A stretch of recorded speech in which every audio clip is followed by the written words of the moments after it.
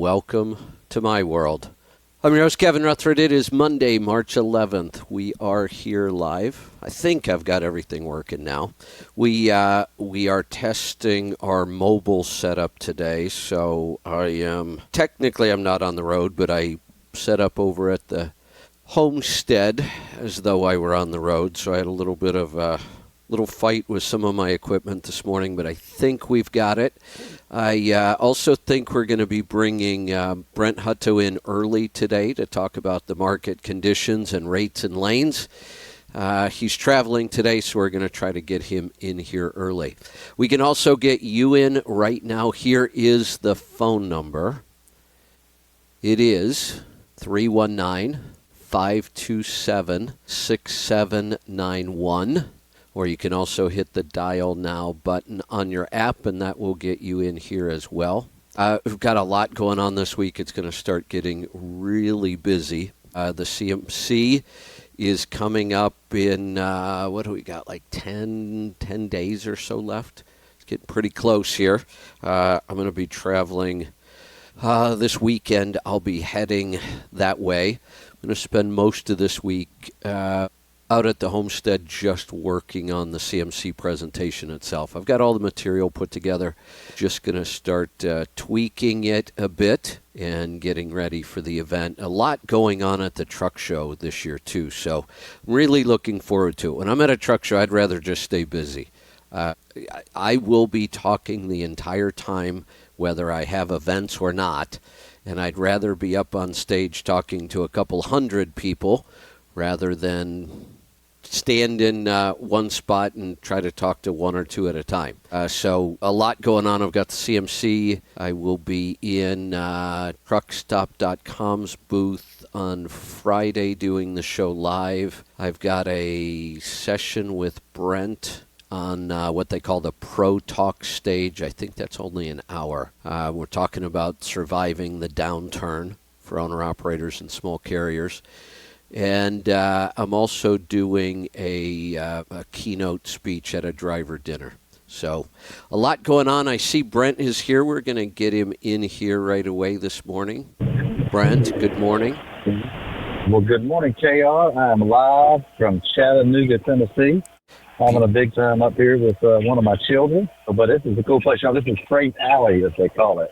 Freight Alley. I've been having a big time. That's right. That is the home of FreightWaves. It's the home of Freight. Well, before that, yes, it is.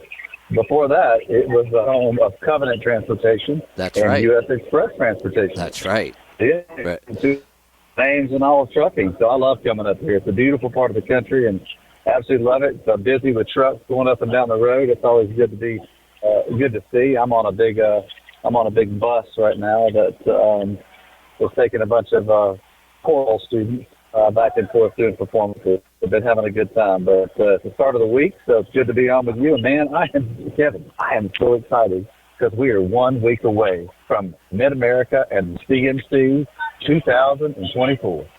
You know, I was just talking about that. The CMC is big. I'm really excited about that. We haven't done the CMC since 2018. I can't believe it's been that long. So looking forward to getting back to that. I also realized that you and I are doing something on the Pro Talk stage too, I guess.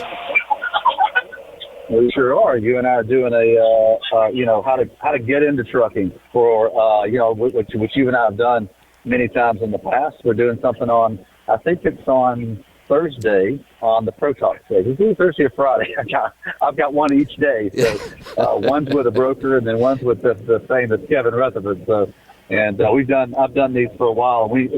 I love doing them because I just love helping owner operators, see more about what's possible in their businesses and stuff, and just be a help. And then, it kind of goes back to me and you and the Partners in Business days when we would be on stage for 3 hours. So yes. At least you would. I'd just be bouncing around making sure everybody was okay. But, good stuff, man. Making sure everything went smooth. So, you and I got a lot going on at the show. I'm going to be doing my Friday show from the Truck Stop booth, too. Oh, man, we are so excited about that. You and Henry Albert and Joel Morrow, and who's the other guy with you that I'm Third pretty is sure another we're going to gentleman with have Joel's business partner, Alec Casteris, with us, too. Okay. Yeah. So super excited to do that from our booth, and just to bring more activity and education and interest to the audience. At the Truck Stop booth, Kevin, it's really fun at the Mid-America Show because we get so many carriers that just come by and want to hang out. They want to see the new stuff and some of the new ways, some tips and tricks, but they just like to hang out and talk about how long they've used Truck Stop and how long they've been an owner-operator. And it's just fun, man. I love it. It I is. love the show. Hey, I got a request. Speaking of that, doing that on Friday in your booth, you better on Thursday and first thing Friday morning, you need to get in there and pass some swag and some love around to the vendors around you because they're going to be pissed when everybody clogs up the aisles to hear us do the show.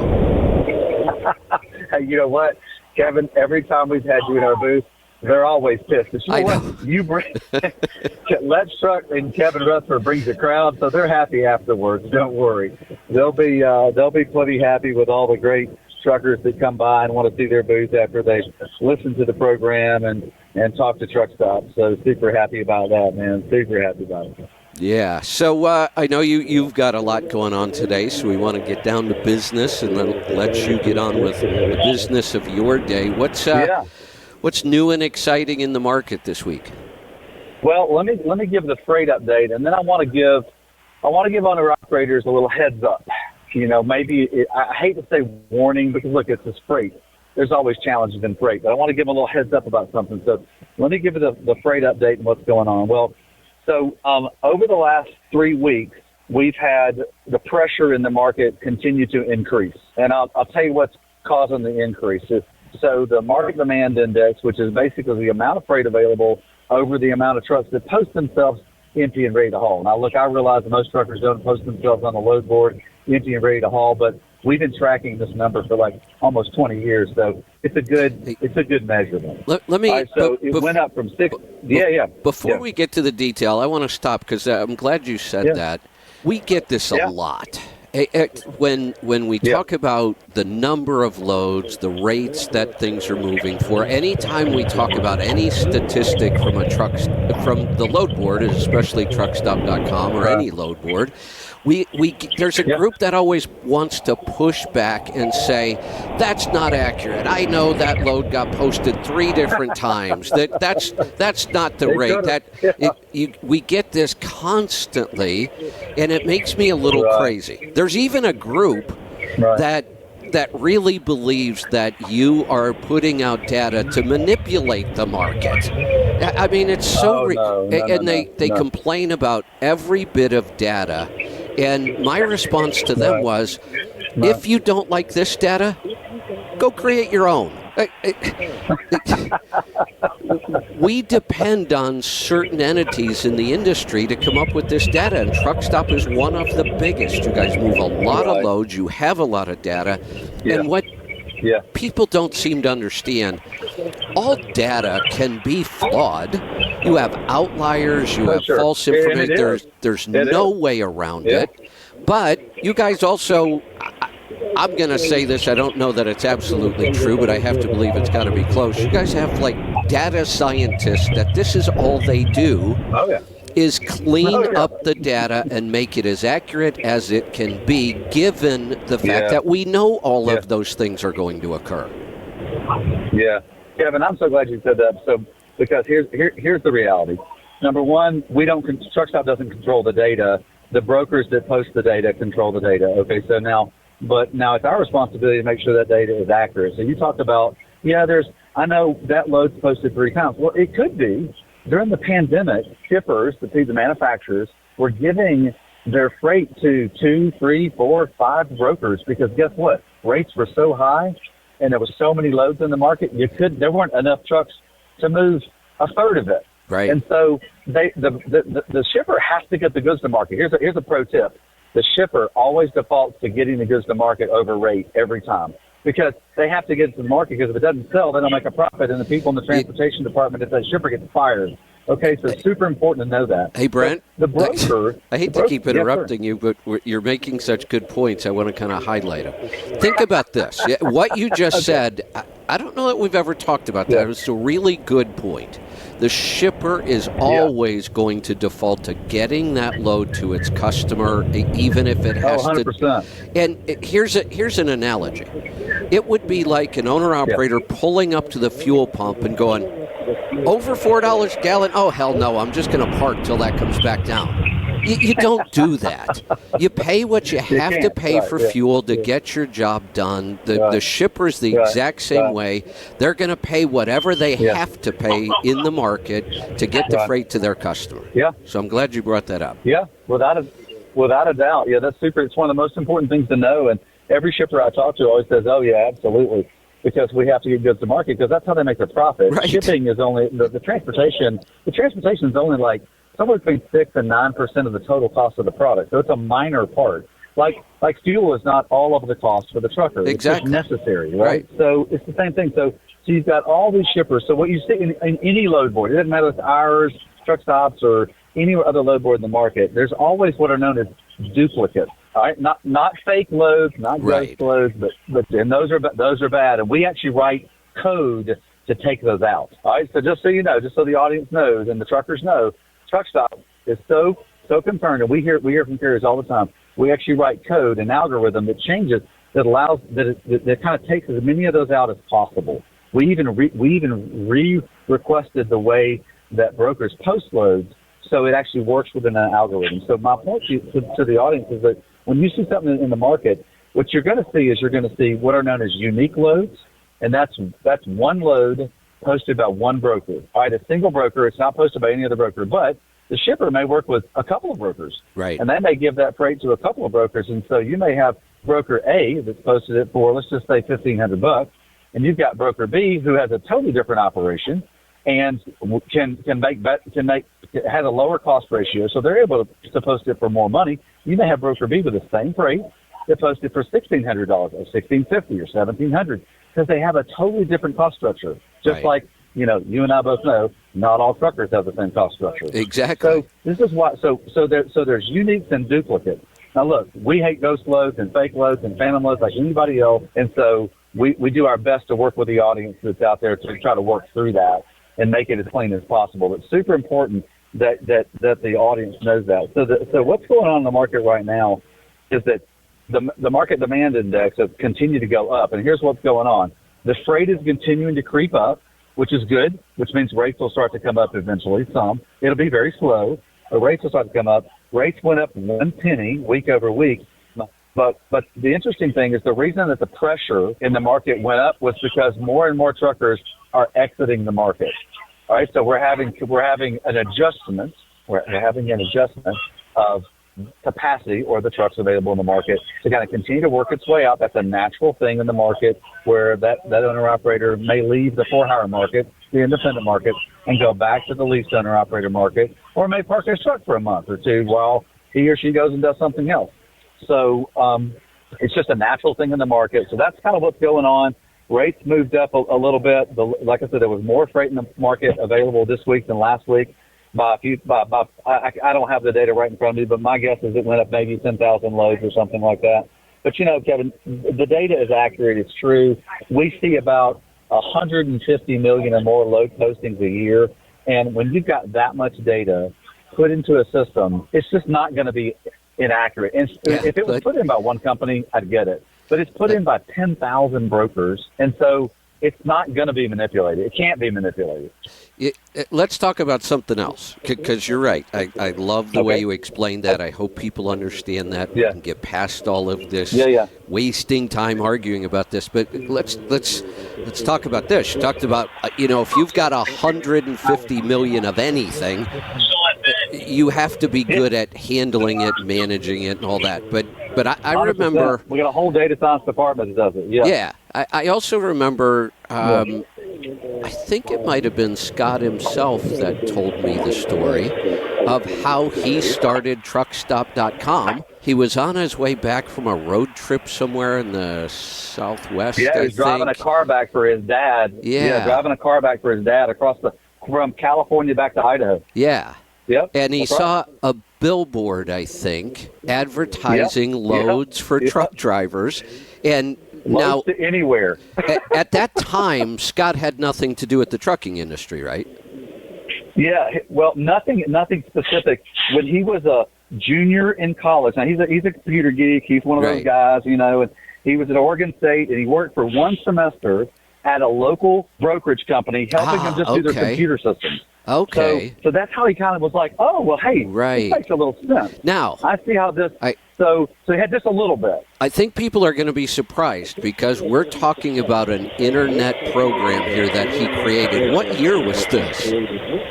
Oh, this was this is the spring of 1995. Most people didn't Now, even know he what did the know internet that was. Well, it had just come out, but Scott knew the internet. You know why? Right. Because before the internet became public, he was working in Washington, D.C. after he got his graduate in computer, physics, basically, from Texas A&M. He was working in D.C. for the Department of Defense, trying to get him to use this new thing called the internet to work with global communication. They said, we're never going to do that. And so he knew the internet really, really well. Yeah. So first off, I love the story, but it also It's such a great story, yeah. So that's how long Truckstop.com has been working on getting the data right. So not only do you have a lot of data, you work on it every year, you've been working on this stuff for a long, long time. And I just years, yeah. I just love the story of this young kid starting this company and what it has become today. Yeah. I mean, what a great story. Here's the thing it is one of the best stories ever, man. And I'll tell you, here's the thing that I want every carrier to hear, and so does Scott Moskowitz, and so does Kendra Tucker, our CEO now, and then all 850 of Truckstop's employees we call them partners, want the truckers to know is Truckstop was created in 1995 because Scott Moskowitz saw that the carriers, the small owner-operators in the market, didn't have access to the information they need to run their business. Yep. And he's like, I'm going to do something about that to put that information out there so they can fight a fair fight or have a fair negotiation with the broker marketplace. And he knew this. He knew that any relationship that's equally balanced grows. And he said, if I can balance that out, then the marketplace will grow. Yes. And guess what? Freight did. in the spot market has gone from 5% of all the freight in the United States to now it's like 30%. So, wow. So every carrier that uses the spot market, load boards, Truckstop being one of them, now has access to hundreds and hundreds of thousands of loads, no matter what, whether you're a flatbedder, a refrigerated, a dry van, a specialized, whatever. By the way, Hotshot is growing like crazy in the spot market. That's so awesome. It's when there's balance, that's what you want, man. That's what you want. I got to go in just a couple of minutes, but I did say one thing. I want to give a heads up to carriers that are out there, okay? And I heard this a couple of weeks ago, and I may have said this to you before a couple of weeks ago, but I want to say it again if I did. And if I didn't, I'm going to say it now. Okay, it's a difficult market. You know that. Every carrier in America knows that. Every broker in America knows that. It's a difficult market. If you transport goods for a living, that's how you make your profit and your money. It's not near as easy. As a matter of fact, it's a challenge right now. Margins are thin. All right. Here's I want to give a heads up to carriers. I want you to double check every broker you're doing business with, not just because of fraud. I want you to double check their financial health because you're going to see more brokers go out of business than ever before in trucking because they're now in the second season of thin margins in this industry. And by the way, the broker makes thin margins too when the market's down. Right. Okay, not just carriers. So the ones that there's an article in FreightWaves that talked about a logistics company in I think it's Appomattox, Virginia, that just went bankrupt, owing people millions of dollars. Guess when they started? 2021. I posted about this company. They started. Yep. Well, there you go. They started in 2021. They're now bankrupt, out of business. Hey, it's a family business. My heart breaks for them. I'm so sorry for them and their business to fail. But my point to carriers out there is that don't just check against fraud, but definitely check hard against fraud because there's lots of crazy people in the market right now. But look, make sure you check some of the financials of these companies because there's going to be more of them that go out of business, Kevin, because here's why. We're in the second season of a hard market, all right? A second season. And so more people go out of business in the second season. All right, I got two things from that if you've got time. One, I do. Yeah, I'm absolutely right there with you, and that's why I posted about that company. I said you've got to be checking the financial Yep. and the creditworthiness of the brokers you're working with Yep. now more than ever. And I'm also going to start making a slight change to my model of, 3 to 5 good brokers, stick with them, get the bulk of your freight from them. If any of the brokers in your team, in your world, are even showing any sign of some financial difficulties, and it wouldn't be surprising, this is also a time you might want to spread the work around to more brokers so you don't get too deep in with just one. Yeah, fair statement. 100% fair statement, man. Absolutely. And I'm not picking on brokers. No, I'm not never either. Picking on carriers. I don't want any business to go out of business, man, at all. We want to help everybody to grow. That's why we also give want to this make sure kind of truckers advice. get paid. Yeah. Right. Make sure your brokers are solid. There are going to be brokers that will get through this just fine, but there's going to be a lot that don't. And you've got to figure out that's your responsibility. Here's what a lot of owner-operators don't understand. I try to explain to them, hey, remember when you went in and tried to buy a car and they made you fill out all that paperwork and they did a credit check and they knew everything about you? Right. When you accept a load, you are doing the same thing. You are extending credit to another business, and you better do that same kind of work to make sure they're creditworthy. Yeah, 100%. 100%. And we do some of that checking on Truck Stop. Yeah, right. You can trust some of that, but you better do it. Here's the thing. The person that's in charge of your, if you own a business, the person in charge of that business is YOU. Yes. It is you. You have to make sure you can't blame anything on anybody else. You've got to make sure of it yourself, because in any business you go into, it's always buyer beware. You have to make sure of it yourself, and so this is why we work so hard on our end to help, so they can really get that information quickly. Now, one more thing, and you and I are going to talk about this a lot going forward. Most of your owner-operator small carrier customers, you and I have talked about this a lot. Not only do you have data on loads, you have data on how your users use your system, and you look at it all the time so you can improve the system and make things better for them. So we know how they interact with the load board, and we've talked about it. They log in, they do a search for a load, they sort by rate, they start calling what they think might be the best rate, and then if they find a load, they move on, and they do this over and over and over. And most of them are very happy to pay their small monthly fee to Truck Stop for that service, the load board. But what they're missing out on is, even though you're not paying all that much, you guys have so many tools. Not just for searching for loads. You have tools to show them their negotiating strength in any load. You do have tools to look up brokers. There's so much in your system that a lot of the owner-operators and small carriers never touch. They probably don't even realize it's there. And they're already paying for it. We just want to help them start using it more. Yeah.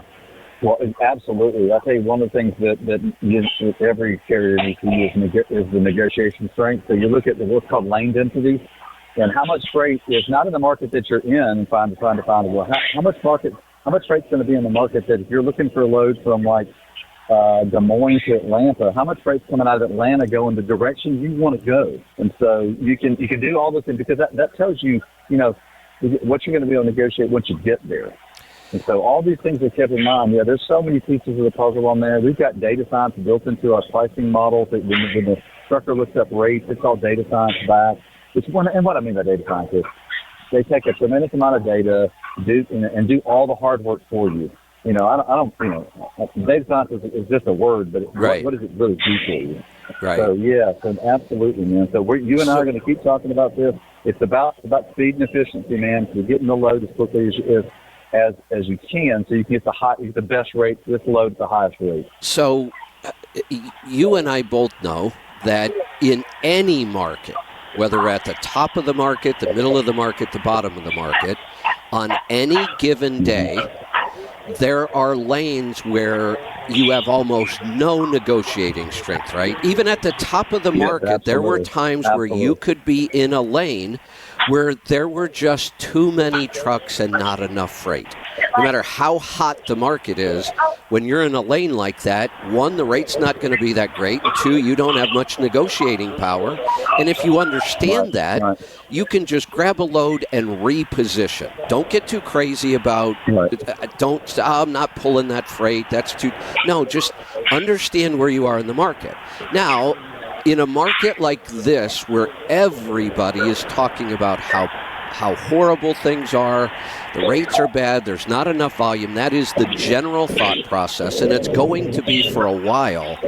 But the mistake owner-operators and small carriers make is they get to the point where they feel like every lane is going to be like that, and that's not true either, right? On the worst day of the market, there's going to be a lane where there's huge demand for trucks, right?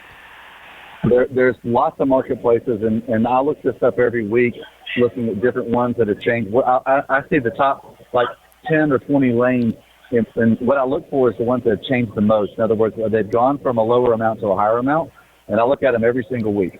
So, there's all kinds of lanes. And this is why you want to know your data. You want to know how to search, where to search, what season are you in, where can you get better rates in different parts of the country. Because last time I checked, trucks can go anywhere. Yeah, and I'm gonna let the cat out of the bag. When we're in a market like this, brokers know the rates. They have to. They do this all day long. This is all they do. Yeah. Owner-operators drive all day. They don't necessarily know the rates. They're at a disadvantage here. Right. And the broker knows it. And this might sound bad, but it's not. This is just business. The brokers are struggling too. They need to stay in business. Yeah. They know they're getting hammered on some lanes. They're actually losing money on some of these loads. And anytime they can make it up, they will. And they know that these guys aren't watching the rates. And they know, hey, look, everybody's talking about how bad the market is, but look at this lane. We've got this lane.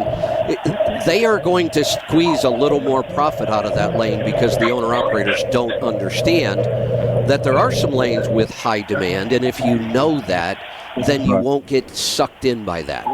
The broker's going to try to keep as much of that margin as they can, just like you're going to try to get as much of that margin as you can. That's business. Any business, yeah. Nothing wrong with either one, but if we're smart enough to understand what they're doing and we're smart enough to say, hey, we may not have as much time, but we have access to that same data, and you guys make it quick. Yeah. If we go into that lane, if we go look at the negotiating power, we would see that. Yep. Look at the negotiating power and just look at the, one of the great things, and then I got to run, Bud, because I got to jump off. I got to make sure these kids are all getting their food all right. and not running around the malls torturing people. Yeah. So, if you've got, here's the situation. If you have the same data as somebody else, and it makes the negotiation more relational and more fair. If you're an owner-operator and they're wanting to pay $2.20, and in the lane right now it's going for $2.35, you can say, look, I looked on truckstop.com or I looked on this other big load board, and it was $2.35. That's a fair market rate. That's fair, right? Because people like to be fair with each other. Right. Can we work towards that? Can we work? Can I demand it? Because guess what? They own the freight at that point. Right. You don't.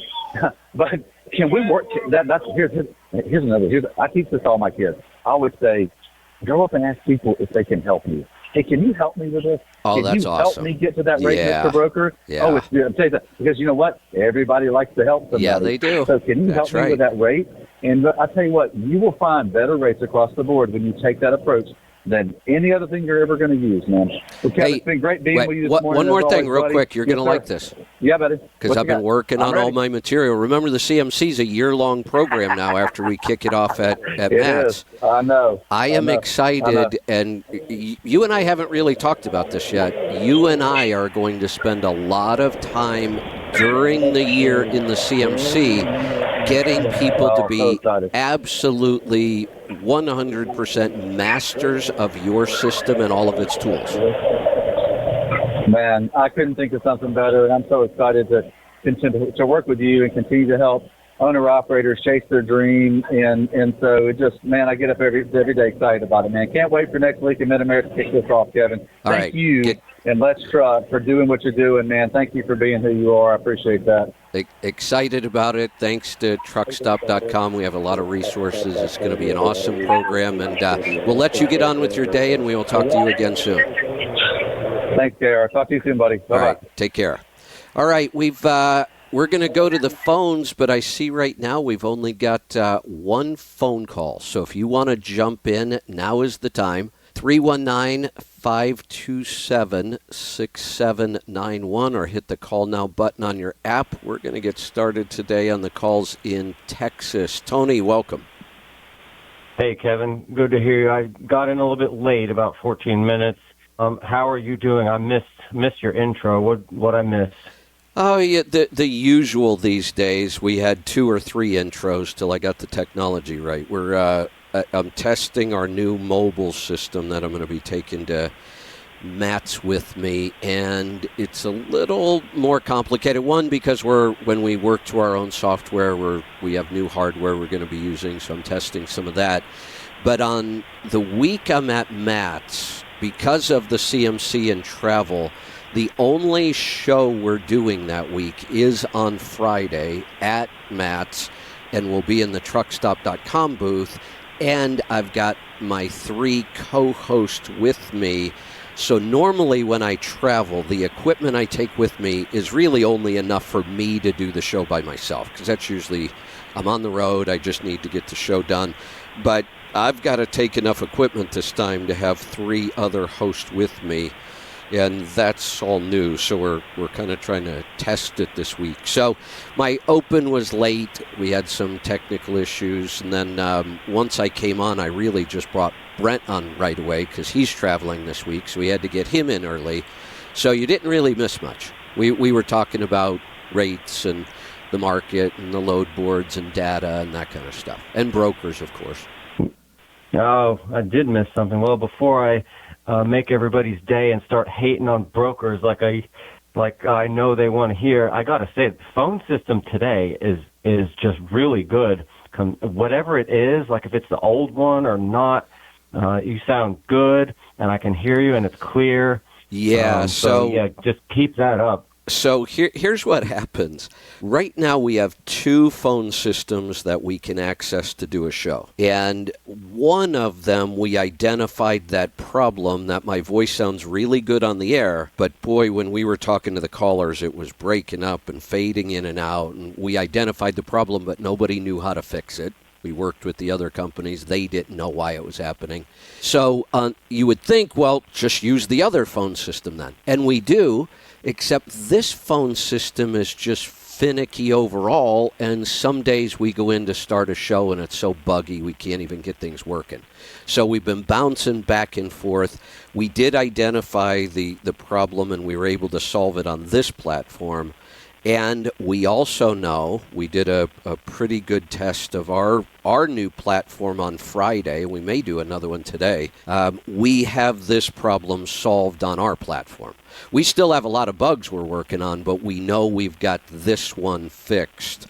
So we're pretty excited about that. And our goal is for me to be using our software at least by the time I travel to Matt's. If not, maybe this week. We'll see. Might be close. Maybe towards the end of the week we may give it a shot on a real show. That's right. You did say that you had some trouble at the beginning, but it has been fixed. I told Paul that I'd be there on that Friday. I think that's going to be the best day for me to go. Of course, with all the difficulty that I'm having with truckstop.com, I think everyone does need to register for the CMC to, just get everything they can out of it. But yeah, I'm having trouble. I wish I would have gotten Brent. Hey, I'll tell you what. Since you're going to be there on Friday, that's perfect. Right about the time the show opens, or darn close to it, I'll be going live on my show at the truckstop.com booth, and they bring a ton of people.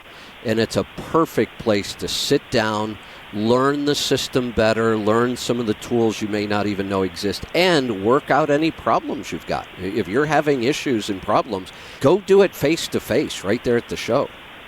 Well, the last thing I want to do is even think about brokers. The only reason everybody knows, and they love when I get on and talk like this. You don't know this, but I get feedback, and I like it because I think, and I know you love when I call in and hate on brokers because you're impartial to everybody, which That's is right.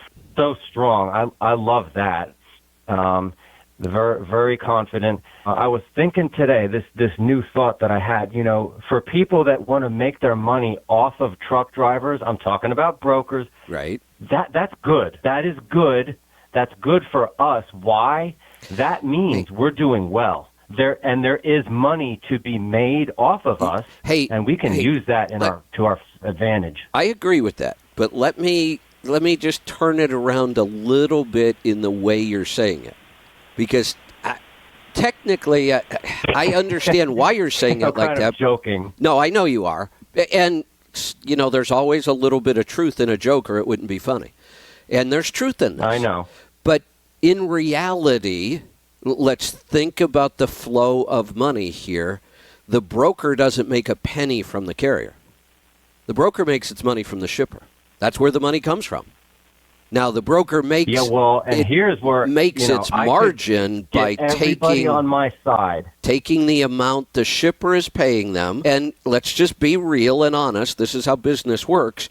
They have an amount the shipper is willing to pay them to move this freight.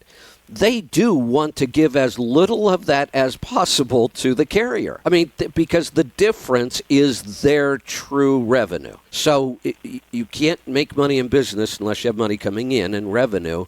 So in reality, they want to move that freight as cheap as they can and keep the margin.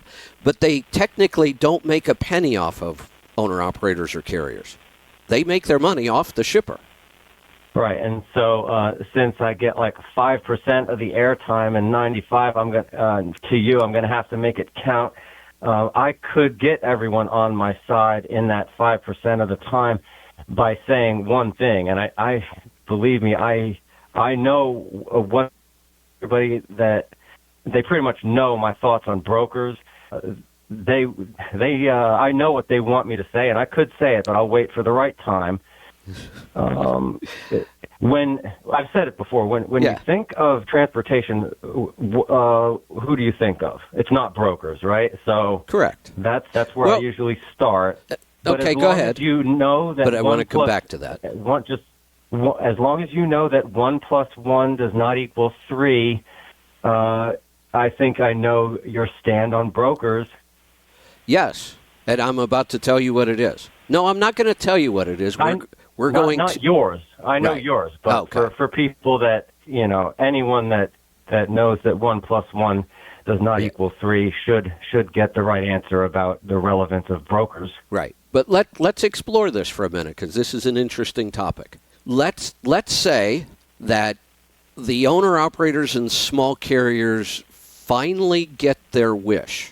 Now, this isn't the wish of all of them. Some people actually understand how business works, and they don't think this way. But I would say the majority of the owner-operators I've worked with and many of the small carriers, and I'm talking really small, 25 trucks and under, many of them, I've heard them say it over and over and over. Brokers shouldn't even exist. Why do we have to have brokers? I mean, I've heard this over and over and over. So let's explore that. What do we think the spot market, and look, if you are 25 trucks or less, you are going to spend a lot of time in the spot market.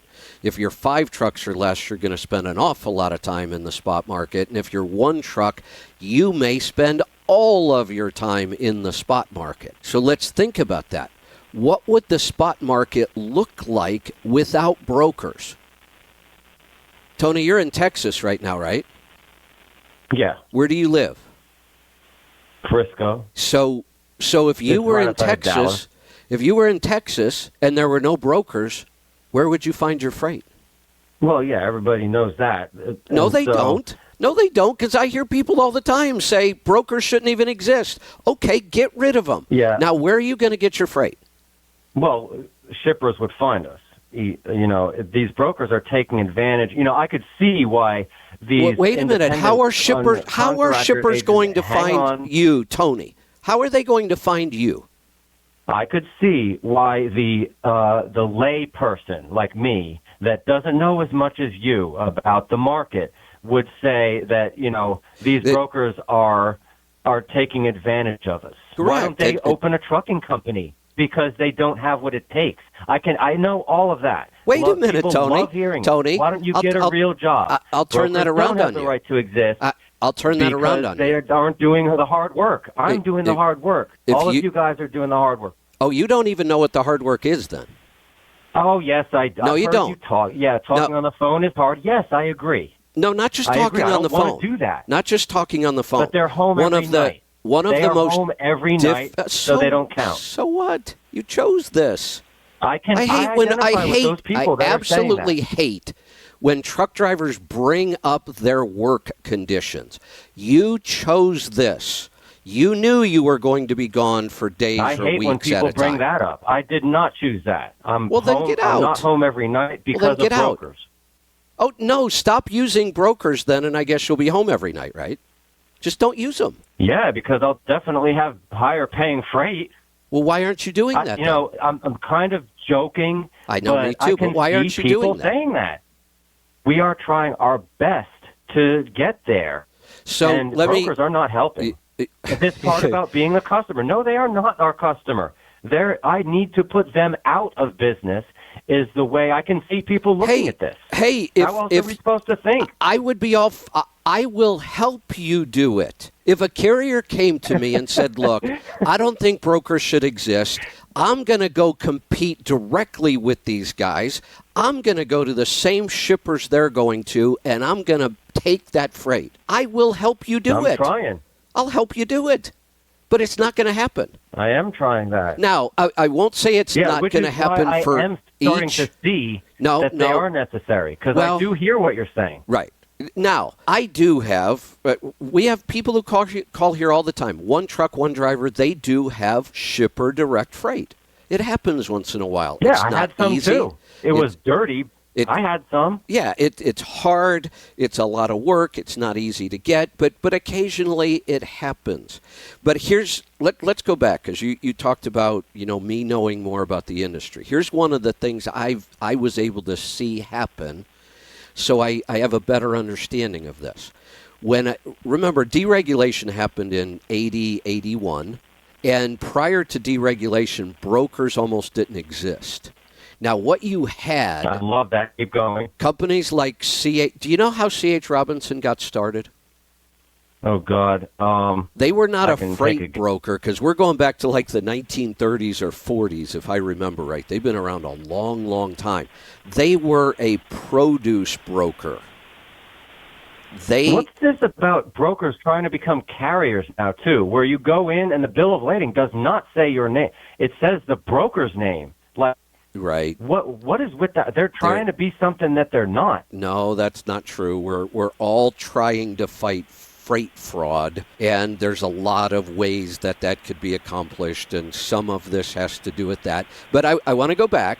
There were almost no freight brokers prior to deregulation. There were things like produce brokers who were moving freight, but they actually owned the produce and they needed to move it, or they were a broker in the middle of the produce.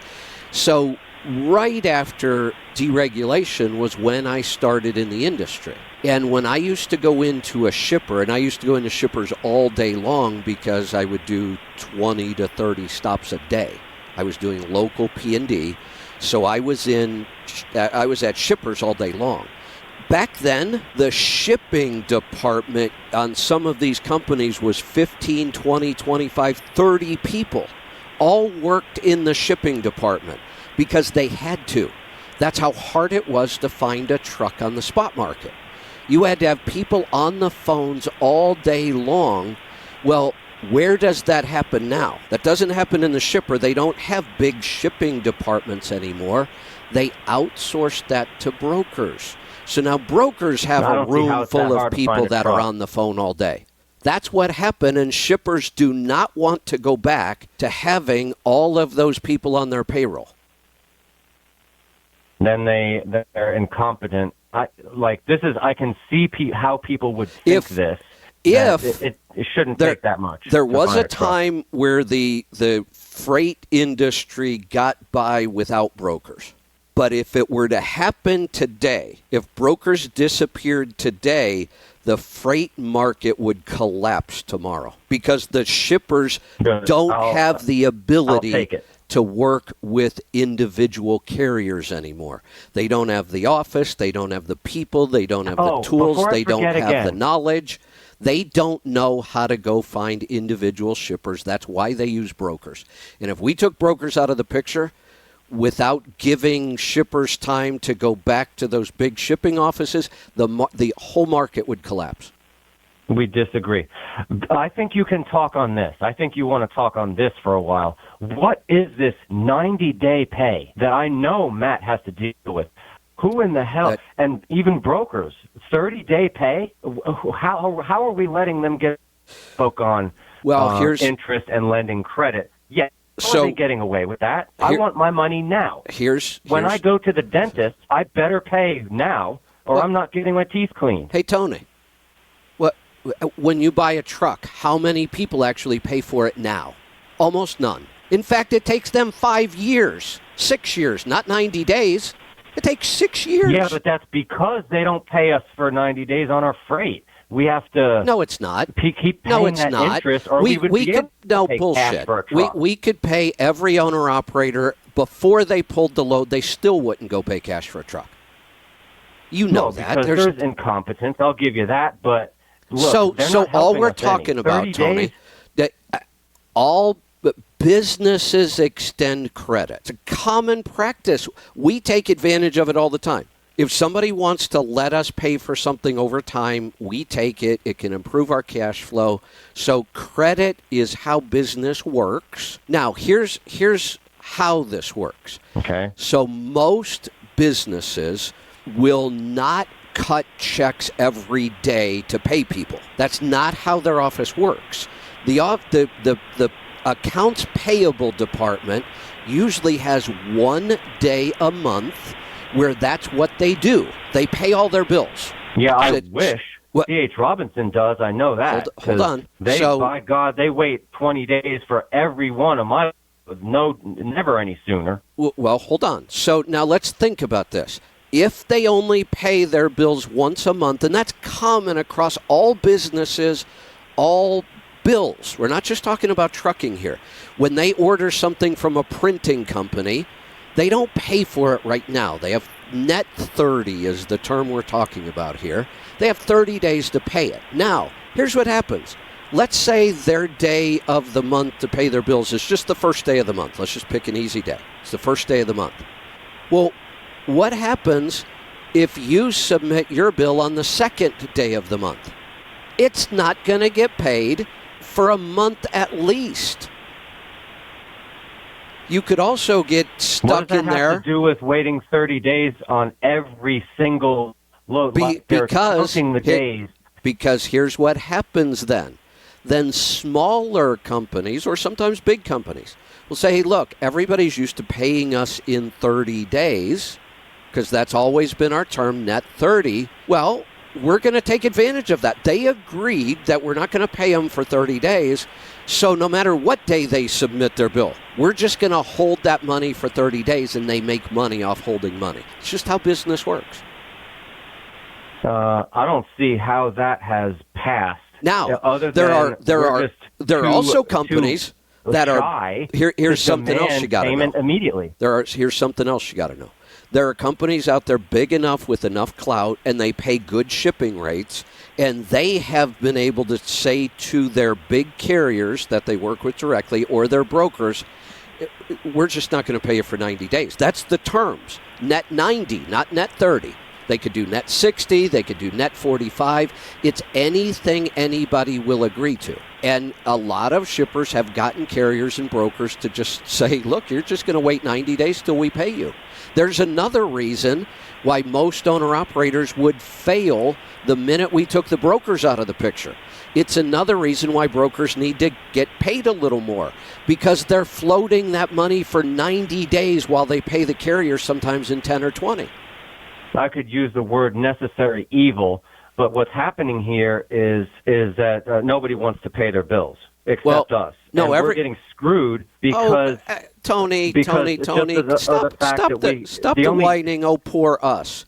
Every business deals with this. Everybody. There are brokers out there right now saying the same thing we're saying. Oh, my God, if my shippers would just pay me sooner, I could stay in business.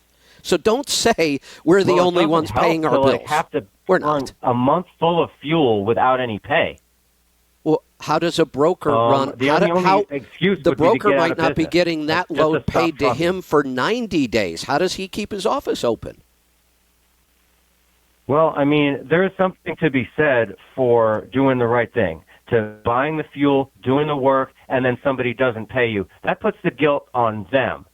People are loving this, by the way, getting feedback coming in as we speak.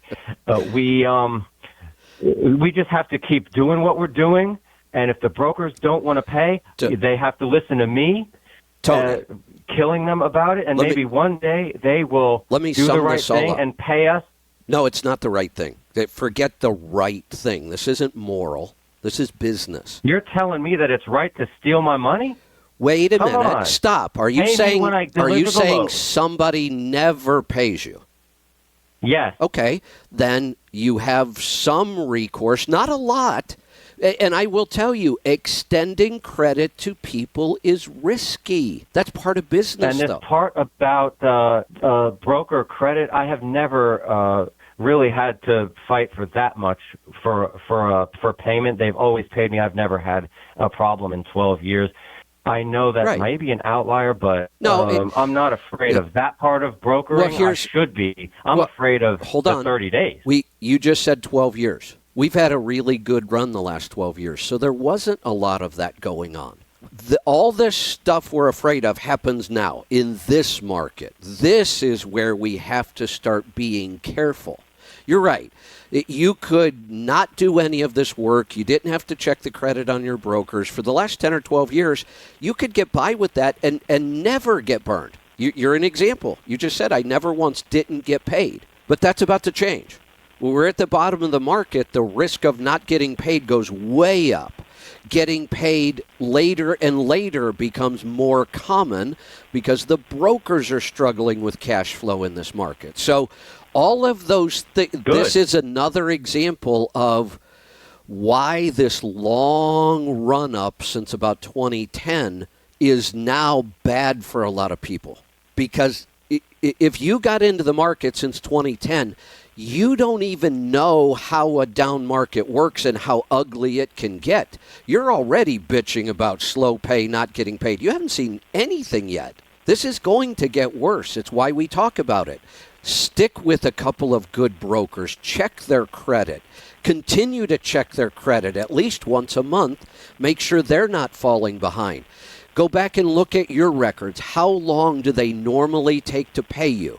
And if their average is 19 days and all of a sudden you find out it's 27 now, that's a red flag. And what you need to do is not extend as much credit. So if you book a load with a broker and you're a little worried about their finances, don't book another load with that broker till you get paid for this one. You're going to have to spread the work around a little bit in a market like this. But here's really the problem in all of this. What we're talking about here is ignorance. Ignorance of how business works and how this business works. And when you understand that the things that these small carriers bitch about is common everyday practice in our industry, and it's never going to change. You can bitch about it all you want, but if you understand the game, then you can win the game. The problem is too many of these small carriers are just ignorant of how all this works. My first day of the CMC this year, the first morning, I could do the whole first morning without ever using the word truck or fuel or maintenance, because all I'm going to talk about is business itself, not even the trucking business, just business. Because if you don't have that base of knowledge, and most don't, you just get frustrated because you don't understand how to play the game. There's a lot of cheating in business, and I call this 30-day pay part of it. And the only excuse would be to get out of trucking. Just get out it's and not drive the cheating Loves tanker, because where they pay everybody you agrees every 2 to weeks. it. It's not cheating. I Everybody don't- agrees. Yes, you I do. only agree Look at to your it because I paperwork. have no choice. Look at your. Of course, you have a I choice. have no choice. I have to agree to it, or I could get out of trucking. And it's Well, I looking will like say I'm this. driving the Loves tanker. I will say this, that in trucking, you are correct on this one. All freight moves on credit. Nobody pays up front. That's so rare that you're right. If you're going to be in this business, you do have to extend credit. Well, there's another way. There are several ways you could get around this. You could use brokers that offer a good deal on quick pay and go ahead and give up a couple percentage points and just get your money right away so you're not extending credit. You could factor your loads so that, and you could do it with non-recourse. Nah, that's not any alternative. Sure, Let me hit you with this before I forget, because I'm trying to listen, but I've got other big thing for you to cover that you never have before. Self-insured. Isn't there some sort of way where you could get that $1 million bond with the FMCSA, pay for it on credit, so that you don't have to be bound to an insurance company? Isn't that a better way to get insurance? Wait a minute. I heard bond and insurance, two totally different things. What are we talking about here? Self-insurance for your liability and your cargo. Well, is it too much money? Yeah, so let's talk about the coverage you have, not self-insured. If you go out and buy coverage, what are your limits? It's like $1 million on liability, right? No damage anymore. Yeah. And what's cargo these days? What are most shippers looking for as far as a limit on cargo insurance? 50,000. I think it's 50,000. Okay. Yeah. So if you have $1,050,000 in the bank, free and clear assets, then you can be self-insured. But you can't be self-insured unless you can at least show you have the assets to cover minimum coverage. There's no taking out a loan like you would for a truck or a house for that? No, absolutely not. Absolutely not. Because here's the thing. If you took out a loan... Instead of paying the $1,000 a month or $2,000 a month for some people. So what are you going to do? Go borrow $1,050,000 and put it in the bank? Yeah, I guess. Because then you got to pay that back. Yeah, all right. Yeah, I didn't think so, but all right. So I know big the carriers can self-insure, because any big company has to have those kind of assets sitting around just to operate your business. So they can self-insure. You are seeing that disappear, though, because these carriers have self-insured for what used to be the norm when a truck got into an accident. But with nuclear verdicts and the crazy place we are with lawsuits right now, these carriers can't afford to self-insure anymore. Because one accident, if they're self-insured in today's world, I don't care how big they are, one accident could put them out of business. Who is it? Right? Werner right now is fighting. Werner right now is fighting a $100 million lawsuit, and they weren't even at fault in the accident. We're forgetting about this as one of the reasons to grow a business. I know you're not big on growing fast, but we never talk about this self-insurance because it's not reason to grow. It's not a reason to grow. I'm not a big fan of self-insurance. I think even in any market, I think it's short-sighted and it's just a lousy idea. You're not saving enough money self-insuring to take that kind of risk. That one lawsuit could put you out of business. That's the other thing you have to remember about being self-insured. When you get hit with $1 million lawsuit, it's you that's going to be writing that $1 million check. How many businesses can afford that? They can't. So self-insuring to me is just not a good business model, honestly. When we bitch about insurance rates, I guess that's what we have to think about is that, well, at least it's, So- somebody else that's having to cover us, that they write that check. Correct. That's right. This is all we're talking about here, Tony. This is a good conversation, by the way. You brought up good stuff. But all we're talking about here is Business 101. Yeah, well, it's always good when somebody's bitching because you're going to have people on your side because everybody is good at bitching. Yes. I don't do it much, but I'm damn good at it, aren't I? And I can come up with more stuff. It's just I'm kind of tired of it right now. But I guarantee you I'll think of something in a few minutes. All right. Well, we're going to cut you loose then because it has been good. But we did get people interested. People want to talk about this. So thank you for a good conversation. Let's go to Louisiana. Mark, good morning. Hey, good morning. So before I get to my point, he brought up this about self-insured and insurance, and I started this in 2014.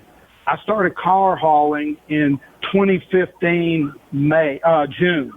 I completely got my authority 3 months later after I had made a bad business decision. In December of 2015, I had a fender bender in Chicago. After it was all said and done, it was like the biomedical engineer or biomechanical engineer, whatever you want to call it, for the insurance company, determined she pulled into me. However, we didn't have cameras or anything like that.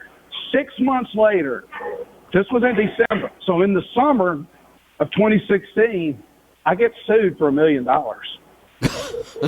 And that went, seriously, it Over went a on fender for 3 years. Well, it was more than that. Okay. She cut it into my trailer and it ripped the side off of her car like a tuna can. And Was there any personal injury? she- Did anybody go to the hospital?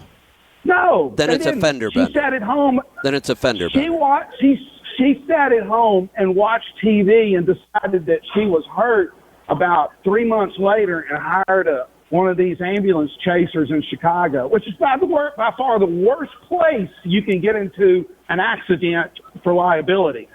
It's the worst. Cook County is the absolute worst, I was told. The insurance company guy I dealt with initially, it was so bad that he moved over into Indiana, commuted an hour and a half each way to Bolingbrook. So, I get sued and went on for 3.5 years. Right. And I got deposed and everything. We were about to go to court, and they settled out of court for $600,000.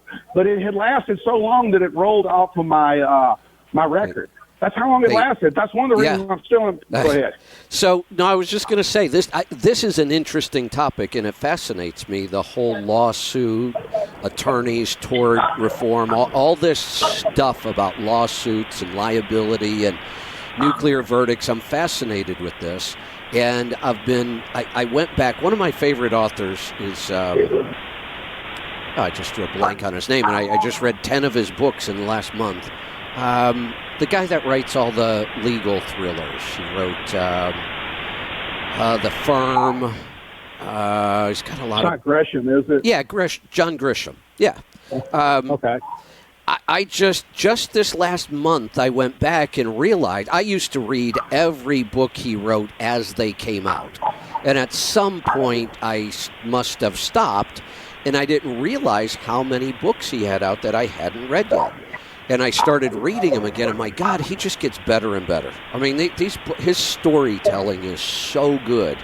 But anybody that wants to understand more of how these big product liability and truck accident lawsuits work, just start listening to Grisham books, because he does such an amazing job of telling you how this works from the attorney side of things, and it is absolutely insane.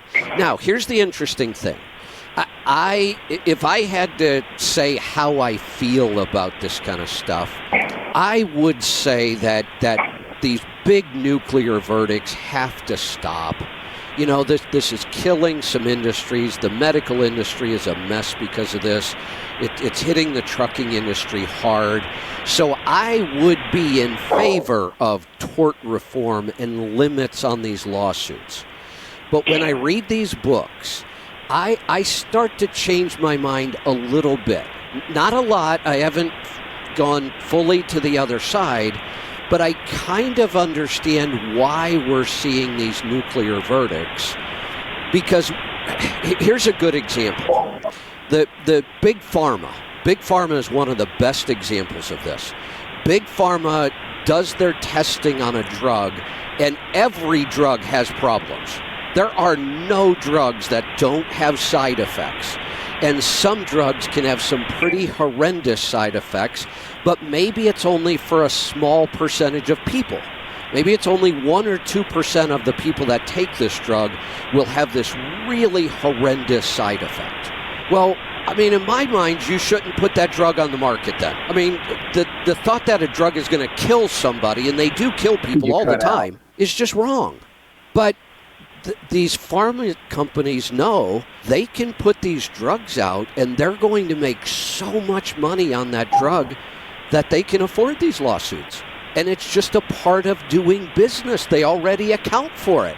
They know the lawsuits are coming, and they put money aside. It's factored in. The cost is built in. Right. And that cost keeps getting bigger and bigger. It now costs $2.6 billion to bring one drug to market. So you have to know how much money they're going to make once it gets to market.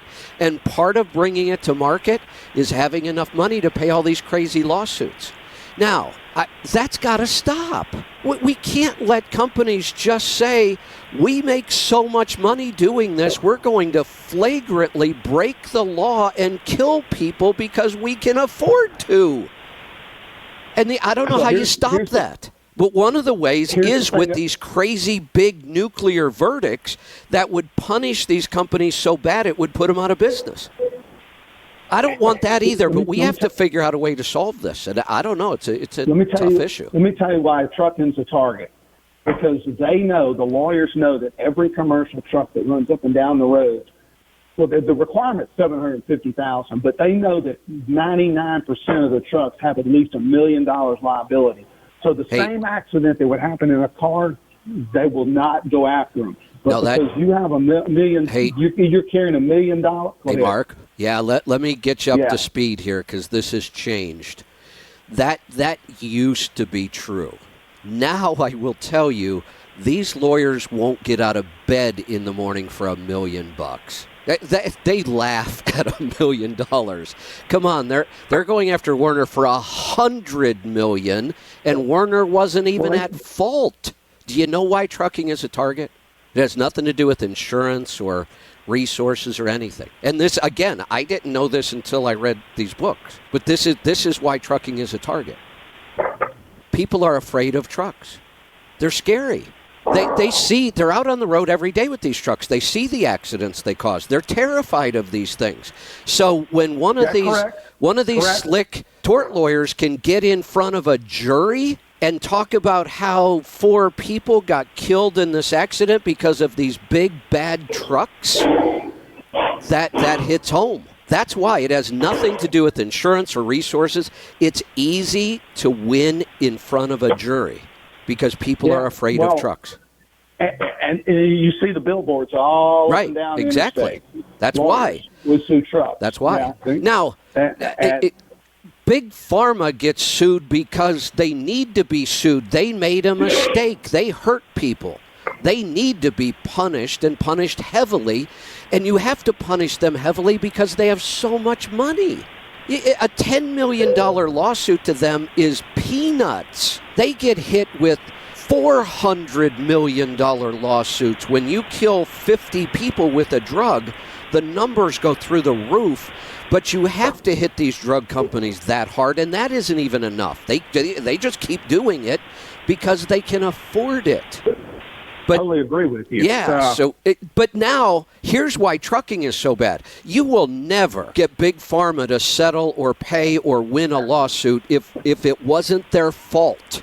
If they put out a drug and the drug really doesn't hurt anybody, but somebody tries to claim they did, you're not going to win ever. But in trucking, for some reason, and this is how people are so afraid of trucks, that in this Werner case, $100 million. Here's what happened. The Werner driver's driving down the road, minding his own business, not doing anything wrong. On the other side of the highway, a car hits an icy patch, goes through the center strip, hits Werner head on. Werner is not at fault in any way, and they may end up paying $100 million on this. Yeah, well, I have another one for you. I was in Dallas at the Manheim unloading a car off my truck. Look, I put it on the rear end, the truck I have now. And I was backing it off, and this person came along in an SUV pulling a trailer that I guess he checked out of the auction, and we scraped fenders. I paid for my damage. He found a lawyer. He was from the Middle East. He found a Middle Eastern descent lawyer who's a Republican and the mayor of Keller, Texas. And they called my insurance company and they asked for $1 million. They ended up getting $80,000. I didn't have a say over that. I chewed the attorney out. I said that's insurance fraud. That's absolute insurance fraud. And I have to carry it. It falls off this summer off my record. But it's like the amount of damage I paid for out of my pocket on that Nissan Sentra was $1,800. Right. It was inflated a little bit because it was a dealership put a cost on it. So it really was. But he was out there in flip flops, and then a week later they call up and ask for $1 million. $1 million for that. Mark, remember what I said? Attorneys will barely get out of bed in the morning for $1 million today. That's their starting point on small cases. That's why they don't care about what happens in car wrecks out there.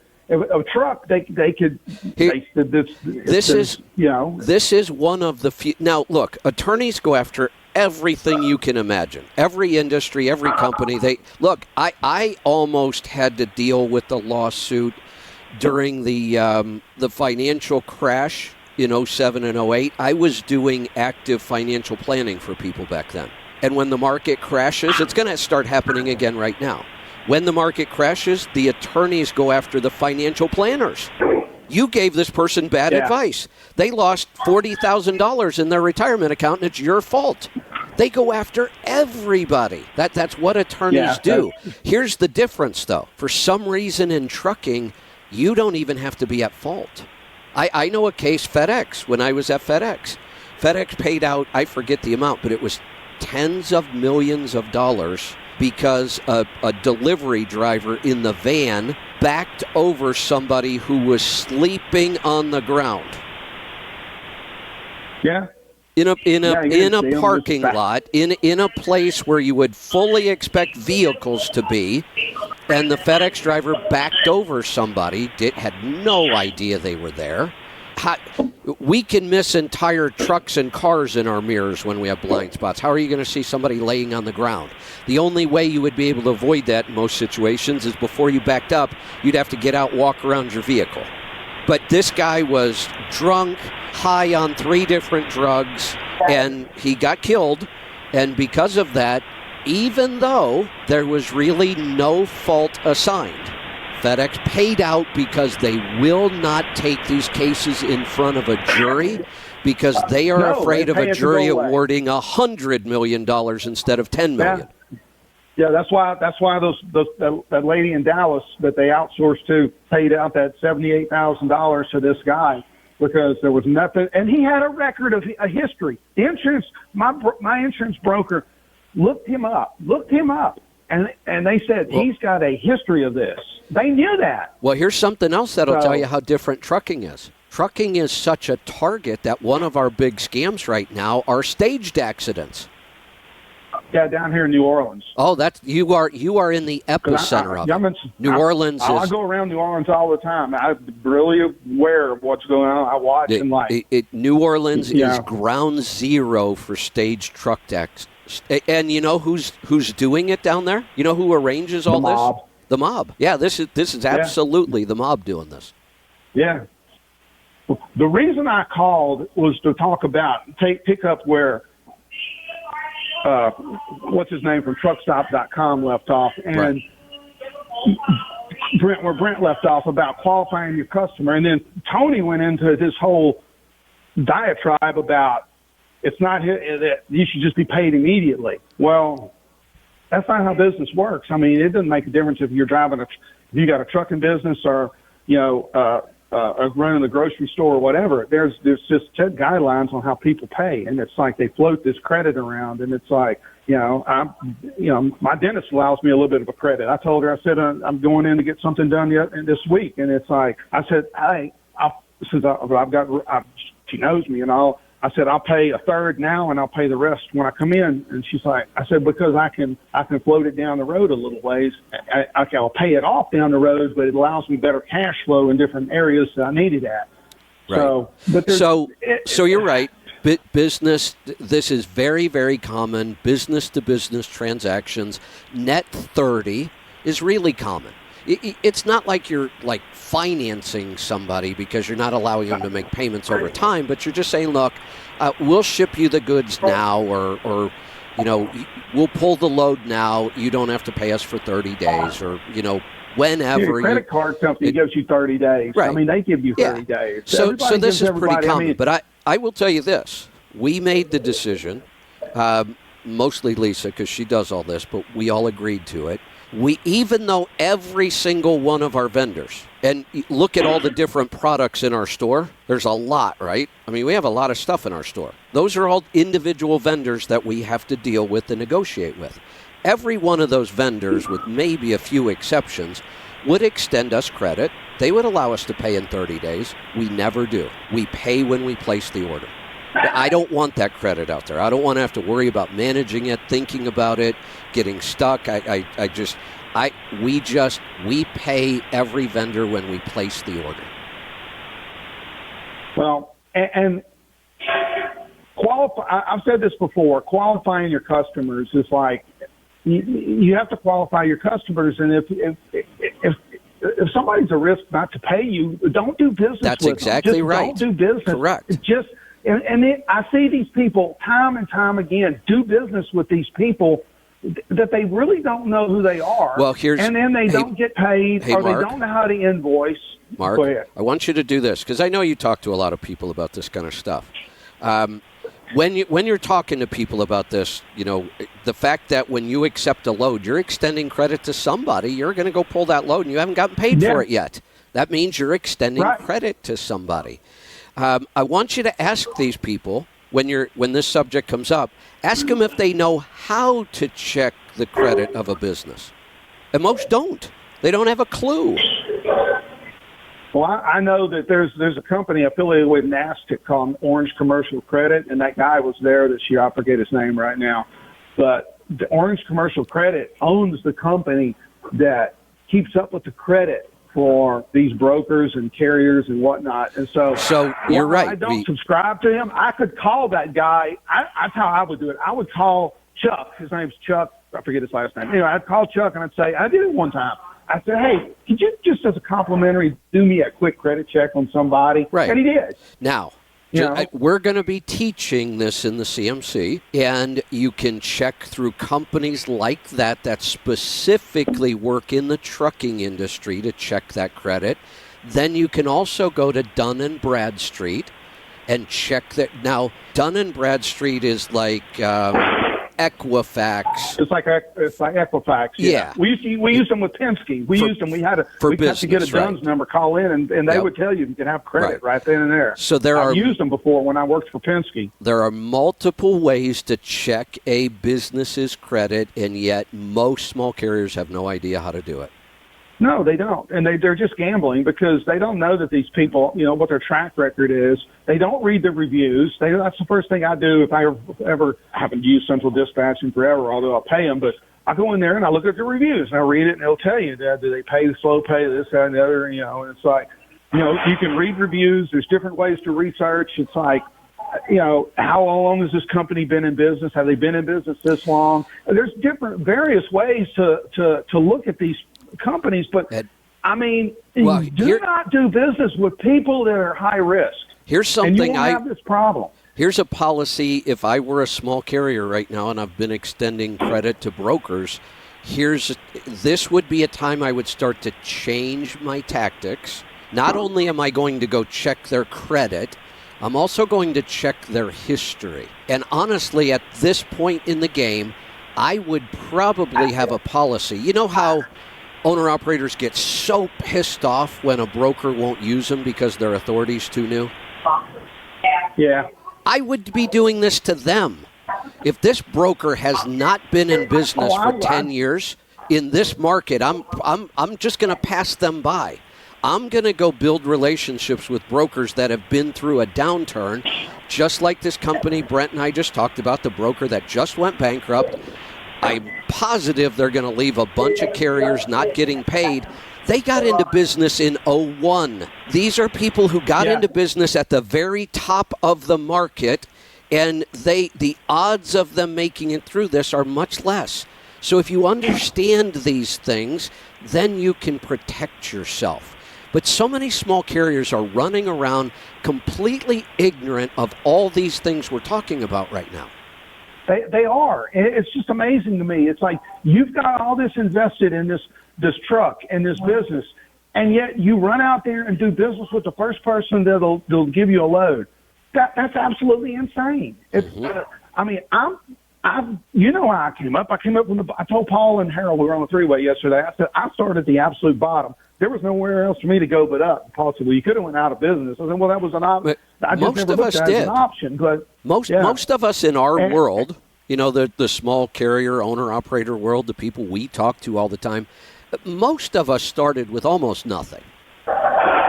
I started with a credit card. I put $2,000 down on the trailer, and Chrysler Capital extended me credit. And I had a truck and a trailer, and I went, I've told this story. I was able to buy my first truck for $8,000 with no money down whatsoever, but I was in such poor financial shape at the time, I had to borrow $400 for the plane ticket to fly down to get the truck.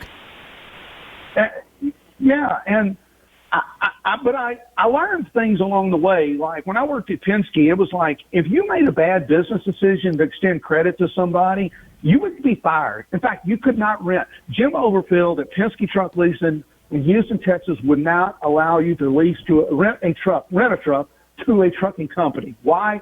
Because the reputation of not paying their bills. He wouldn't allow it. This was in the early 2000s. When I first started renting trucks, and it was a fairly common thing for me at FedEx because I had dedicated runs that had to go. I had drivers that needed to work every day.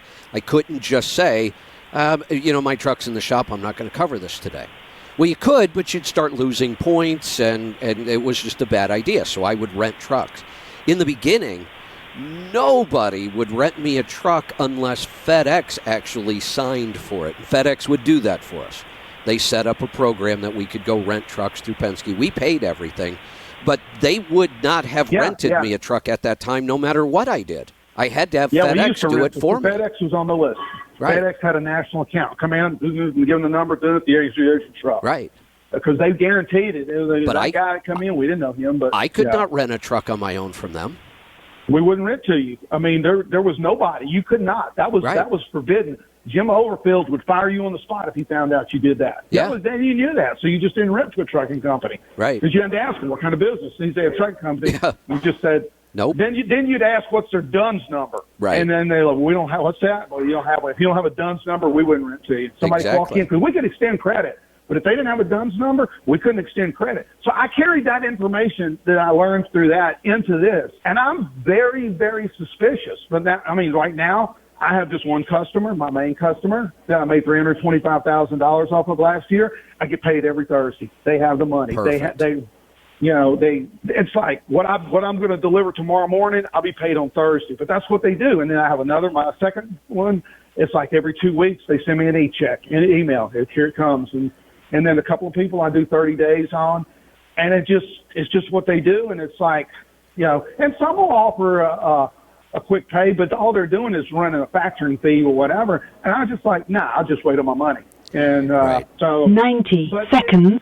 I cannot understand and comprehend how these people, they get on Twitter every day, the NOOA, whatever the hell these people are, and they complain and they don't recognize. Tony's like, that's not my customer. That is your customer. They pay your bills. And I let my customers know that they're my customer. I'm getting graded by my main customer now. That's probably the only way they can control some of these people. And it's like, when I left the plant last night over in West Point, I sent an email, left West Point. I'll update later. 60 seconds. I'm doing 34. I'll deliver tomorrow afternoon at 3 o'clock in Houston.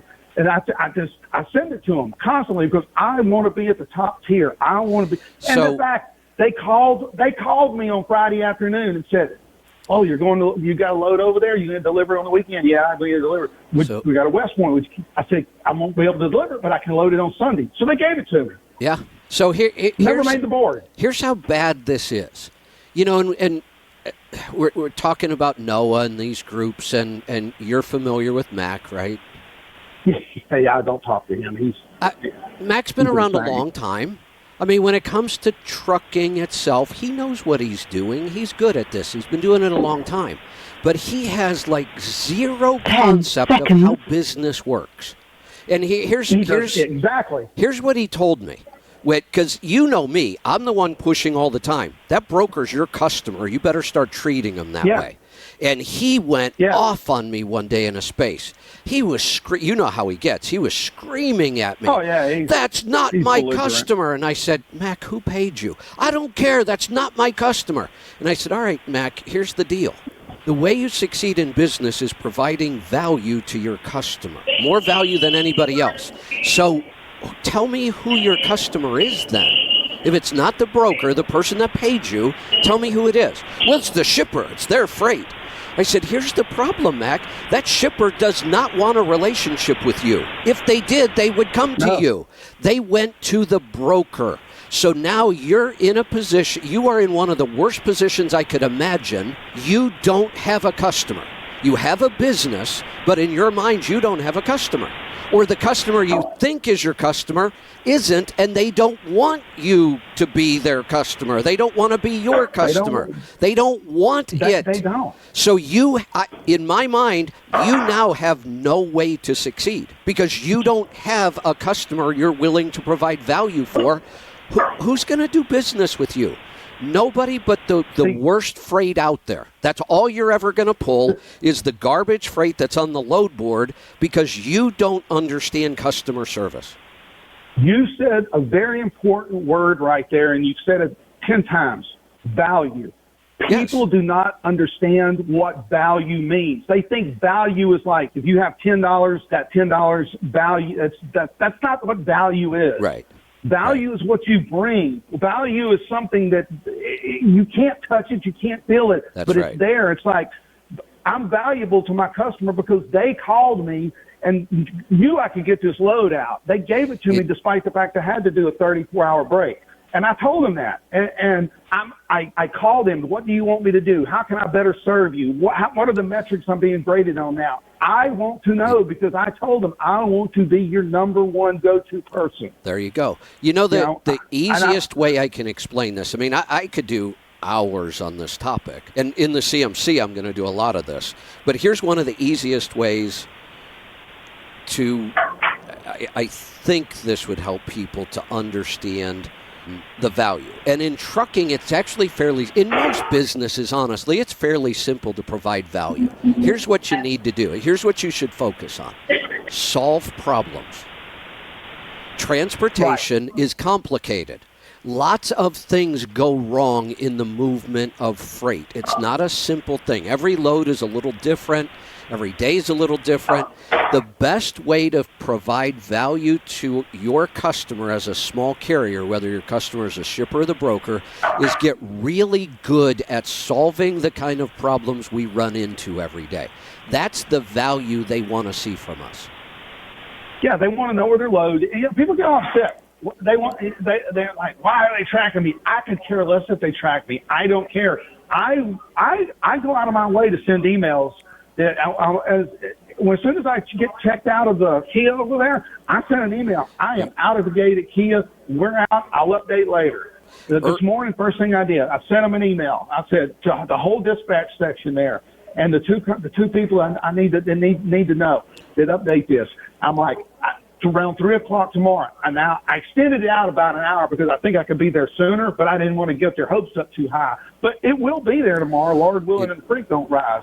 But you know, I that's tell what you do. I tell stories about this all the time about, you know, my experience, and I'll go back to FedEx again. And I'm going way back. The first year I started with them, it was RPS back then. They were a little company. They weren't paying very much. Nobody wanted to go work for them because their rates were so low. I saw some potential there, and I saw an opportunity that fit my situation, so I leased a truck on, and then I leased another truck on. And one of the first times now, I try to provide value every day. Be on time, be pleasant, get the job done, don't bitch about everything, just the basic stuff. I try to do that every day. But I always look for those opportunities where I can really shine. And the first opportunity I had at FedEx, and it kind of, built that relationship early, was when in the first year I was there, UPS went on strike.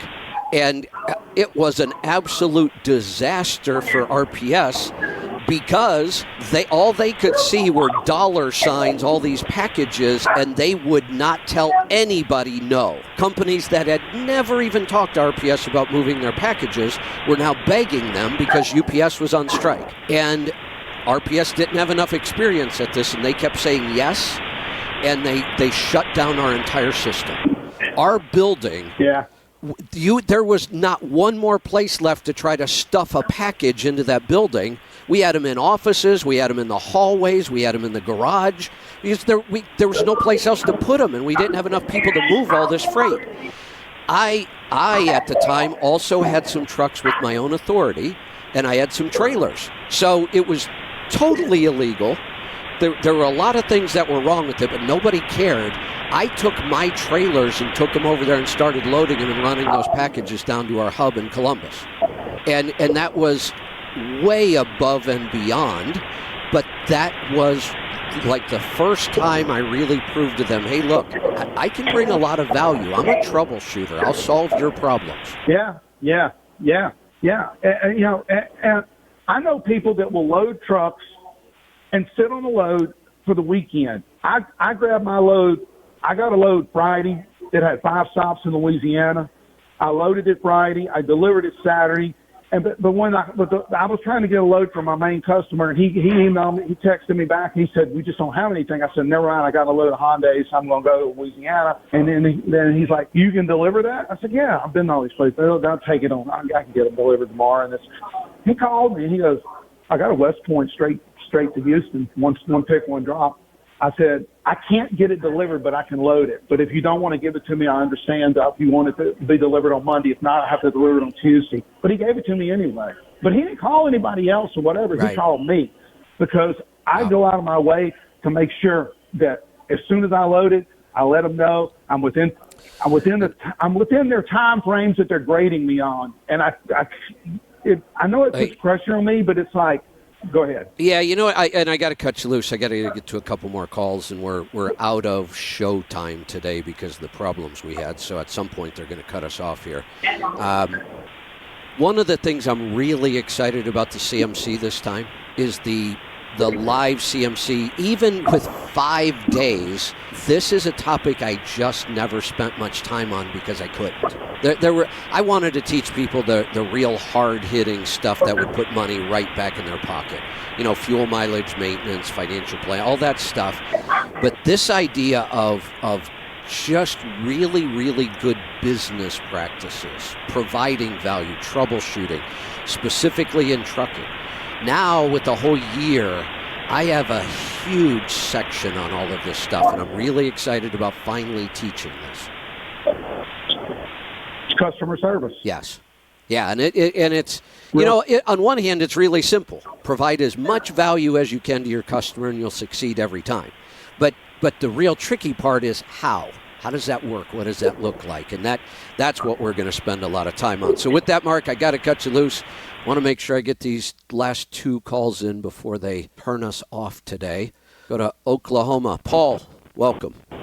Howdy. What's on your mind today? I got a message, brokers, but I got a message for Tony. If he follows me to Louisville, he'll be seeing a red flag all the way. It's hanging on the back of the trailer. There you go. Yeah. So, brokers going out of business. So if you follow OIDA's logic and that NOAA group, they're taking 30, 40, 50% of the rate. Yeah, they're going out of business. Things are going to get real tough. Look, I can promise you this. I'll even forget the 30, 40, 50% stuff. Any broker that could consistently keep 20% of the freight would never be in danger of going out of business. That's all it would take. Yeah. If you could consistently get 20%, you would never be at risk of going out of business. Yeah. So last year I did 100. I looked in my book because I keep notes. I did 115 loads total, Okay. and there was only 14 that were not direct freight from the carrier that I'm leased to. Okay. And this year I have not pulled any other freight except the freight from the carrier I'm leased to, Right. and I'm still making money. And I do way more empty miles than what Mark Oh, does. yeah. But Yeah. so he doesn't have any freight of his own. Right. So all of his loads are broker loads. But I don't have any freight of my own, but the carrier I'm leased to, we got plenty of it. So Yeah, so it's not brokered loads, But- it's your freight through the carrier. yeah. So, but I don't want to have to work as hard. I get paid twice a month, whether they get paid or not. And one time Right. it did happen. They got a couple of $100,000 deep into someone that went bankrupt, and they didn't get paid. So you actually got to double what they lost because they didn't get that money in, but they still had to pay us lease operators. So they spent that. So they actually doubled their loss. If I remember right, I'm not sure if this is right or not, but I think today might actually be the day the government's going to try to put a stop to all that. Oh yeah, March the 11th. Yeah, they're meant to be doing some stupid shit. aren't Yeah, they? that's today. The new Department of Labor ruling on who is an independent contractor and who isn't starts today. And here's the biggest problem with it. I got into another fight with the NOA guys and Mac over this. They swear that this has nothing to do with trucking. It's not going to stop you leasing to a carrier. Well, if you believe that, you're an idiot, because the attorneys I talked to that have been studying this forever said, we have no idea what this ruling is going to do. The wording of it is so vague that if the government wanted to, they could go to any independent contractor and put them out of business with this ruling. It's too vague. Nobody knows how they're going to interpret it. And that's what everybody is afraid of. When the government writes rules like this that are so vague, what they're doing, Open-ended, they're creating a system where they get to decide each individual case if they want to. There's no clear ruling anymore. Yeah. And Yeah, here's well, the other thing that I hate about this. I talk about this all the time. All these goofy government alphabet agencies with initials. The FDA, the EPA, the FMCSA, the DOT, the DOL, the Department of Labor. I mean, we have so many damn agencies. This is the first time in 40-some years of being in this industry that I have ever heard the Department of Labor even get involved in this. This issue has always been either at the federal level, it's decided by the IRS. It's been that way forever. They have a 21-question test. Or it might be a state issue where you're going to be dealing with workers' comp or unemployment or something like that. But all of a sudden, now, the 800-pound gorilla in the room is the Department of Labor. We've never had to deal with them before. Well, I was listening to an OIDA show a couple of weeks ago, and there's a couple of terms that they're not happy with, but by the sound of it, overall, they're quite happy with it, and they'll say, oh, no, it won't affect you from being leased to a carrier. Well, Bullshit. obviously, they got lawyers that can read shit different. I don't know, so... But I'll leave you with one thing. When I went to Washington, D.C. one time as a tourist, I had an Indian guy, his name was Madhu, and he drove us around, and he said, USA, he said, they always abbreviate everything, FBI, CIA, DMV. And he said, over there you have the House Office Building. He said, so that's the HOB. And he said, across the street is the Senate Office Building. So that would have been the SOB. Yeah. Yeah, that's right. Right, I'll leave you with that. All right, good All right. stuff. Thanks for the call. Have a good one. All right, let's wrap this up in Indiana today. Brent, welcome. Hey, Kevin. What a roller coaster ride in calls today. I just had to check in. I think that Tony's. My impression is that, and I see this in many people, and I've felt it in myself in my younger years, is until he sheds that notion of a victim mentality, he's never going to get anywhere with this. Hey, Brent. It's just Brent? he's just pounding his head against the wall. I'm gonna tune you into a little secret. Now, I don't want everybody to know this, so this is just between you and I. Don't spread this around, all right? Okay. It's all an act. Oh, all right. It is. Yeah, he knows All right. he knows what he's doing. But I like it because I want to have those kind of discussions more. But the people who really think that way won't call me and debate me. And those are the people then with the victim mentality. Correct. They feel Absolutely. like they're, Right. that they're and they'll never ever succeed, and they'll never compete. Right. I've actually identified two mentalities in them now. They absolutely have the victim mentality, but there's a new one I've identified lately. All of these people also have an entitlement mentality. Oh, They believe absolutely. that just because they bought a truck and got into business, they're entitled to a profit. It's not just the ones that bought a truck. It's a lot of them also that drive somebody else's truck. Oh yeah, you're I've been a right. company driver. I mean, if you even look at what NOOA now and the SBTC and James Lamb, they're pushing for a national minimum freight rate because they claim too many small carriers are going out of business. Good. We need them to go out of business. Good. Exactly. I was what a bunch of now. Here's the thing. To me, that's a horrible idea because I want those people to go out of business and get the hell out of my way so we can go back to moving freight at a profit. These groups, though, those are the people that everybody in these groups, the SBTC, the NOO, they are the people that are most at risk of going out of business. That's why they're screaming for this minimum freight rate to try to save themselves. Absolutely. Yeah. Reason I wanted to call in was about I'm looking in. I'm going to be becoming an owner operator. I know there's people out there going, "Are you out of your mind to do this at this time?" I think it's a perfect time to do it. You've said it before. Yep. If I can make it while the market is at the bottom, I can make it any time. And if I can start at the bottom, let's turn that around too, because we want to think about it the other way too. If you don't start at the bottom, how do you know you can make it through the next bottom? Exactly. And now, right now, I'm looking at different trucks to buy, and everything is just getting cheaper and cheaper and cheaper. Is. Everybody is. I've checked on a few trucks, and I've had guys texting me back going, "I'll take another 1,000 off, another 2,000, another 5,000 off," and they keep checking back with him. And I'm like, I don't love the truck, so. But anyhow, perfect. I'm kind of working in a circle here, and I know I need to start with figuring out and nailing down the lane I'm going to work in. And as my years of driving as a company driver, my two most successful lanes have been the one I'm in now, which is not exactly car hauling, but it's close to it. And the other is tanker, both food grade and as a fuel hauler. Let me correct something just because I was confused there for a second, too. And I almost said something. Don't use the word lane because we use that, a lane being from Austin, Texas to Cleveland, Ohio. Sure. What you're referring to, we usually use the word segment. What segment of the industry do you want to be in? Okay. Now, because I was about to say, when you said lane, I was going to say, hey, wait a minute. Don't just focus on one lane.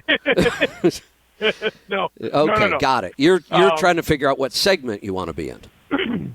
Thank you. So I've looked at. I really like what I'm doing now because I load my own truck and I unload my own truck. Okay. In not all cases, but a lot of times I can load 24/7 and I can unload 24/7. Oh, nice. Usually unload. Sometimes you have to wait on somebody, but I make my own schedule through the week, so I can run as hard as I want and then go home. Yeah. I really like that. Yeah. Tanker, fuel hauling is a 24/7 business, so a lot of times you can do that 24/7. Not always, but quite often. And so I'm trying to weigh the positives and negatives between the two. I know car hauling, getting fuel mileage is going to be tough, and the equipment that you need is more specific. But I really want to try and get a hold of. I don't know how to get a hold of Paul because I have questions about getting into car hauling, and I've done some research on it. What I do is kind of like next to that. Yeah. I'll tell you what we're going to do. When we finish up today, before I cut you loose, I will put you back on hold. I'll have Morgan get your information, and we can then reach out to both Paul and Mark. Both of them are really good great. car haulers. And I know in the past they've been more than willing to talk to somebody and help them.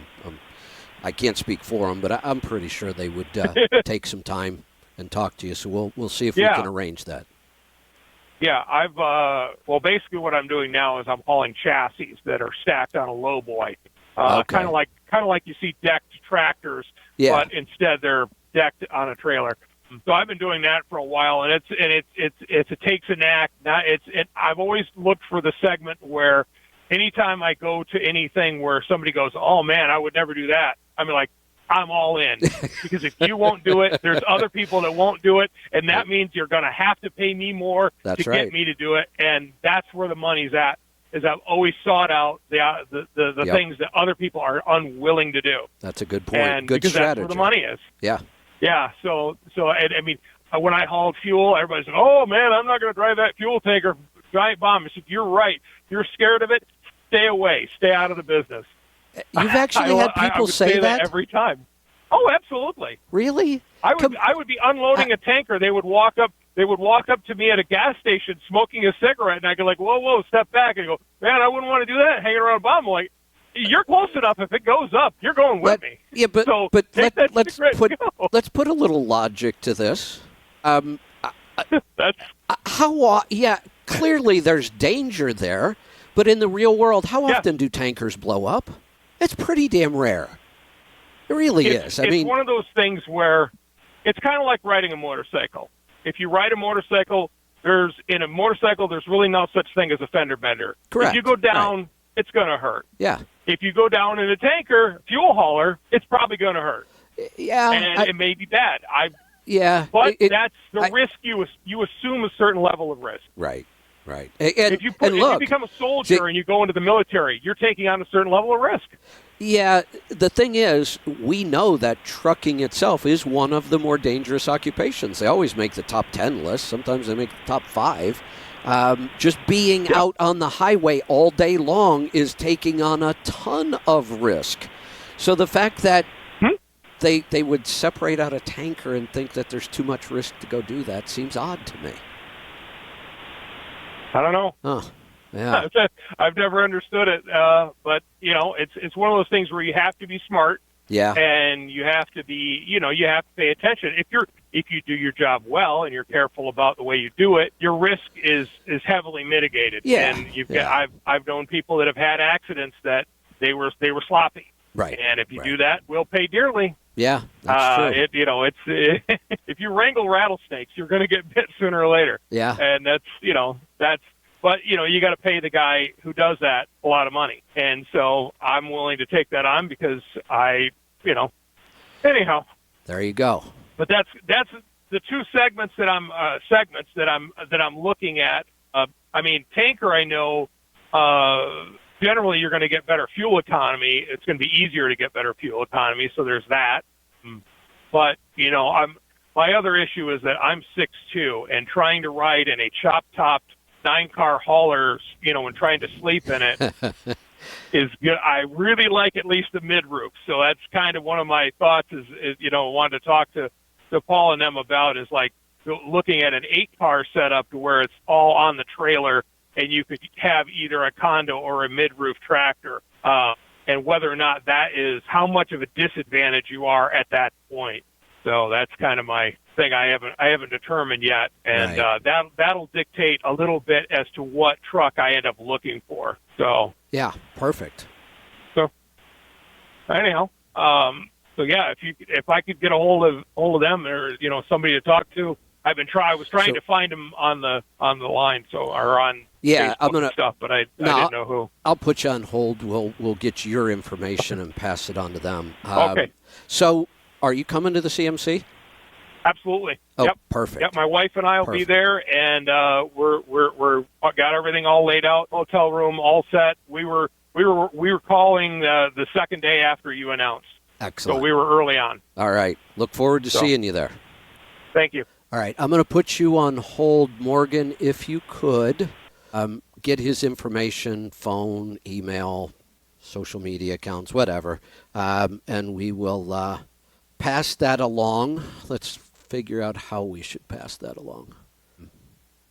Get the information, then we'll figure it out. Mark and Paul are probably both listening, so you guys reach out to us, or we'll reach out to you, or you want to help this guy out, we'll try to make that happen. All right, I am going to wrap this up because we're all out of time, and I can't take any more calls. So I am going to get on with my day. I've got the CMC to work on. We may be doing another test today. I haven't really heard yet. I'm going to check on that when I get off the air here. If not today, I'm sure we'll be doing another test of our software sometime this week.